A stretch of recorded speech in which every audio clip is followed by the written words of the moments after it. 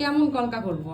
একটু বড় করে করে দেবা, এখানে এতটা উঁচু, এইদিকে আচ্ছা আচ্ছা। আর হ্যাঁ, চন্দনার লাল। এই কথাটা ও যখন আমাকে বলল আমি প্রায় একরকম অবাকই হয়ে গেছিলাম, কারণ ও ছিল আমার মুসলিম ব্রাইড। এর আগেও আমি অনেক মুসলিম ব্রাইড করেছি, কিন্তু তারা অনেকেই কলকা নিয়েছে, কিন্তু এত হেভি ওয়ার্কের কথা আমাকে কেউই বলেনি।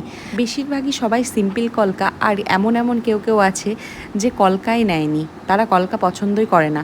শুধুমাত্র মুসলিমদের মধ্যেই যে এরকম আছে সেটা না, হিন্দুদের মধ্যেও এরকম আছে যারা কলকা পছন্দ করে না। আসলে আমাদের সব ধর্মের মানুষের মধ্যেই সব রকম মানুষ থাকে। তবে এর থেকে প্রমাণিত যে আমরা সবাই এক, আমাদের ইচ্ছা অনিচ্ছা রুচি আলাদা হলেও মানুষ অনুযায়ী কিন্তু আমরা সবাই মানুষ। আবার অনেক সময় চাইলেও টাইমের অভাবের জন্য এত হেভি ওয়ার্ক করা সম্ভব হয় না।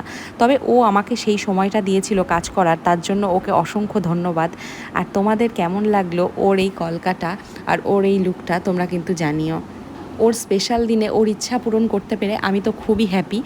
আর তোমরা যদি তোমাদের স্পেশাল ডেতে আমাকে বুক করতে চাও, তাহলে আমার স্ক্রিনে নাম্বার দেওয়া আছে, ওখানে ফোন করতে পারো বা মেসেজ করতে পারো। আজকের মতো টাটা, আবার অন্য কোনো ভিডিও নিয়ে চলে আসবো খুব তাড়াতাড়ি।